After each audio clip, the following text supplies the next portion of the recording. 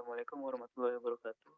Perkenalkan nama saya Muhammad Fadil Aulia NRP 0231 Pada kesempatan kali ini saya akan mempresentasikan terkait tugas metodologi penelitian kelas C, yaitu mempresentasikan proposal. Pada kesempatan kali ini saya mengambil judul Analisis Safety Integrity Level atau SIL dengan metode hazard berbasis LOPA pada unit kolom distilasi. Overview pada pembahasan kali ini ada 5, diantaranya adalah pendahuluan, state of the art, teori penunjang, metode penelitian, serta jadwal kegiatan.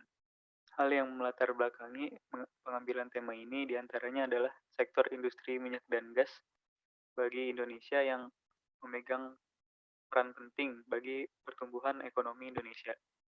Menurut data SDM tahun 2021,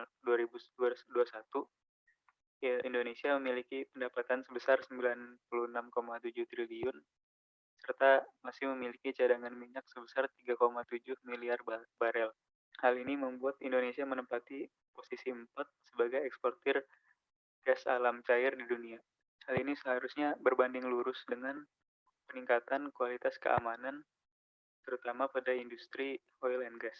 Hal ini juga sesuai dengan Pasal 87 Undang-Undang Nomor 13 Tahun 2003 terkait K3 di perusahaan. Perhatian pada keselamatan juga akan menentukan keunggulan daya saing atau competitive advantage bagi perusahaan, terutama bersaing dengan perusahaan multinasional. Pada perusahaan oil and gas juga sering kita temui kecelakaan-kecelakaan kerja maupun kegagalan-kegagalan pada proses maupun pada equipment-nya. Di antara equipment yang sering mengalami kegagalan proses yaitu pada unit kolom distilasi. Kolom distilasi merupakan tempat pemisahan zat dari suatu campuran dari berbagai titik didih substansinya. Pada unit kolom distilasi, beberapa potensi kegagalan equipment atau kegagalan proses diantaranya adalah korosi, overheat, overpressure, hingga ledakan, yang tentunya sangat merugikan bagi semua pihak. Kegagalan yang terjadi pada unit kolom distilasi umumnya terjadi pada bagian reboiler dan juga bottom pump.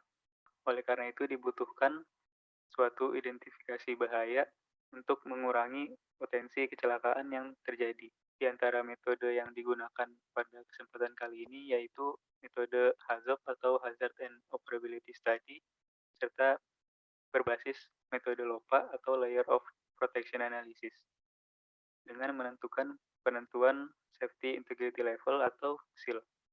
Untuk rumusan masalah yang ada yaitu bagaimana melakukan identifikasi bahaya dengan menerapkan metode HAZOP dan LOPA pada unit kolom distilasi. Dan yang kedua, bagaimana menentukan nilai SIL dengan menggunakan metode HAZOP dan LOPA. Dan yang ketiga, bagaimana memperbaiki nilai SIL pada unit kolom distilasi. Untuk batasan masalahnya, plan yang digunakan yaitu unit kolom distilasi. Yang kedua, analisisnya menggunakan metode HAZOP berbasis LOPA. Dan yang ketiga, analisis SIL itu menggunakan HAZOP berbasis LOPA. Dan yang terakhir, data-data yang diperoleh merupakan data dari 5 tahun belakang. Berikut merupakan di antara jurnal-jurnal yang penulis jadikan sebagai referensi, di mana pada umumnya jurnal-jurnal tersebut menggunakan metode yang hampir sama, yaitu metode HAZOP dan juga metode LOPA. Akan tetapi pada jurnal-jurnal sebelumnya dilakukan identifikasi pada unit yang berbeda. Di antaranya unit yang sering dianalisa yaitu reaktor, dikarenakan pada reaktor juga berpotensi mengalami kegagalan pada alat atau pada proses.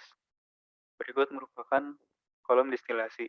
Kolom distilasi umumnya mempunyai struktur yang tinggi.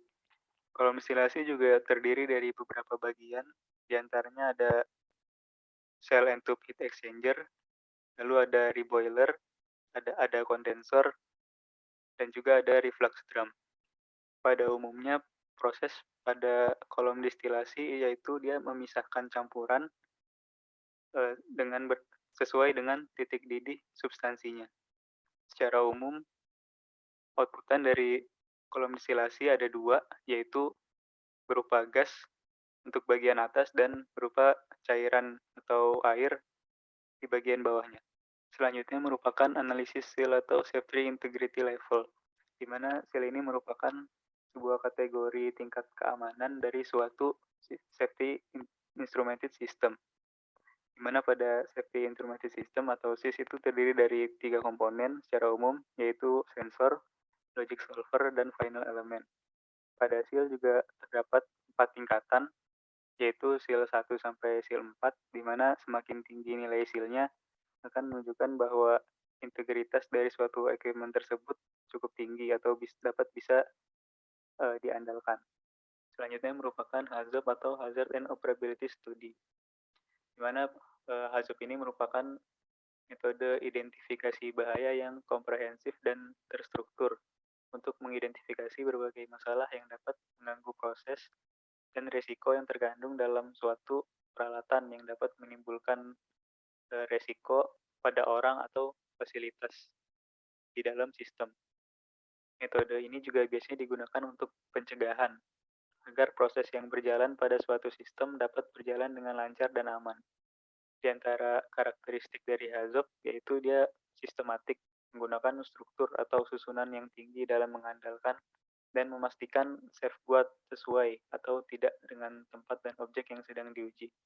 Selanjutnya merupakan LOPA atau Layer of Protection Analysis, di mana LOPA merupakan metodologi untuk evaluasi bahaya dan penilaian risiko. Pada LOPA ini menggunakan metode kualitatif pada bagian awalnya dan juga metode kuantitatif pada akhirnya. Tujuan utama dari LOPA ini yaitu dia bisa menentukan apakah ada lapisan perlindungan yang cukup pada setiap skenario kecelakaan kerja. Jika tidak ada lapisan yang dapat menahannya, maka lapisan perlindungan harus disediakan agar perlindungan dapat dilakukan dengan efektif dan efisien. Secara umum, metode HAZOP dan LOPA memiliki perbedaan dan merupakan kedua metode yang terpisah dan tidak berhubung satu sama lain. Akan tetapi, kedua metode tersebut memiliki kesamaan yang dapat diintegrasikan. Kedua metode tersebut sama-sama membutuhkan banyak informasi serta database. Dan kedua metode tersebut dapat diintegrasikan untuk menghemat waktu dan menghemat biaya yang dikeluarkan. Menurut sebuah jurnal, penghematan bisa dilakukan hingga 30%, serta ada peningkatan yang signifikan dalam integritas dan pengolahan data menggunakan integrasi HAZOP dan LOPA. Informasi dalam kolom sebagai konsekuensi dan kemungkinan penyebab dalam lembar kerja HAZOP atau HAZOP worksheet itu dapat langsung ditransfer ke lembar kerjanya LOPA. Berikut merupakan flowchart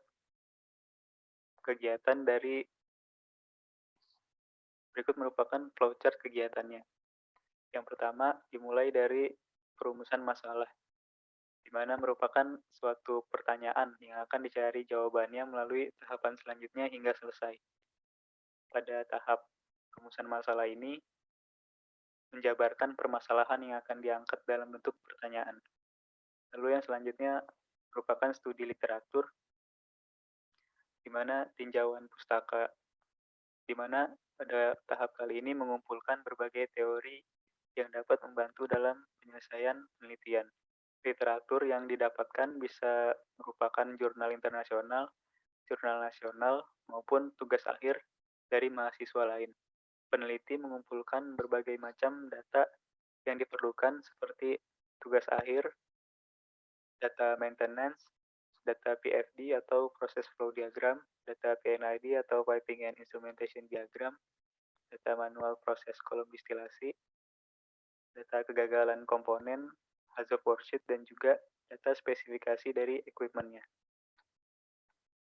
Setelah pengumpulan data, yaitu pemilihan dan penjelasan titik studi atau note-nya. Pada tahap ini, bertujuan untuk agar melakukan penyelidikan dengan cara yang lebih terorganisir. Pilihan titik survei berdasarkan komponen yang paling penting dan mempengaruhi proses pada unitnya. Lalu selanjutnya dianalisis menggunakan masing-masing metode, diantaranya metode HAZOP dan metode LOPA. Setelah dilakukan analisis menggunakan kedua metode, maka ditentukan target nilai safety integrity levelnya, di mana target SEAL ini diperoleh berdasarkan perbandingan nilai TMEL atau target mitigated event likelihood terhadap nilai PFD-nya atau probability failure-nya. Selanjutnya dilakukan perhitungan SEAL atau safety integrity level sehingga nanti didapatkan tingkatan SEAL yang sesuai untuk mereduksi resikonya. Lalu dapat dilihat apakah nilai SEAL sudah sesuai atau belum. Jika belum, maka dilakukan rekomendasi atau dilakukan perbaikan sehingga nantinya dapat dilakukan perhitungan SEAL kembali. Lalu jika nilai SEAL sudah sesuai, maka dilanjutkan ke tahapan selanjutnya yaitu analisis data dan pembahasan. Pada analisis data dan pembahasan dapat menjawab tujuan dan menyelesaikan permasalahan yang diangkat. Dan pada tahapan yang terakhir merupakan penyusunan laporan, di mana laporan itu disusun sesuai dengan semua hasil yang telah dikerjakan, mulai dari tahap awal hingga tahap akhir. Berikut merupakan jadwal kegiatan di mana pada pada penelitian kali ini dilaksanakan selama 3 bulan dengan kegiatan yang telah tertera dari perumusan masalah hingga penyusunan laporan. Terima kasih. Mohon maaf apabila ada kesalahan dan kekurangan. Wassalamualaikum warahmatullahi wabarakatuh.